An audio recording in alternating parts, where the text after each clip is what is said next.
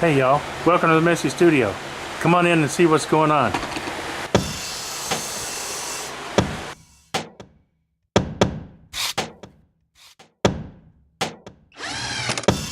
Hi y'all, thought I'd give you a quick update. What's been going on around here and why I haven't made any videos.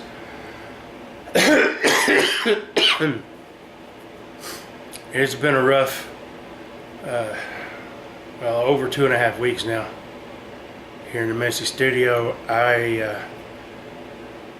The ash juniper has gone into full bloom several weeks back, and I'm very, very allergic. And I got cedar fever. In fact, I wasn't feeling real well the day I started this little Bradford pear bowl that's been on the lathe. You can see it there. Anyway, I know better than to try to turn when I don't feel well.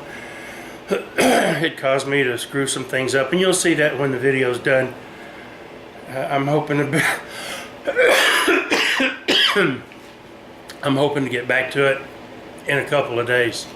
So I was laid up with cedar fever for about a week. My best friend of over 34 years passed suddenly the following weekend. Massive stroke. So I had to go deal with that.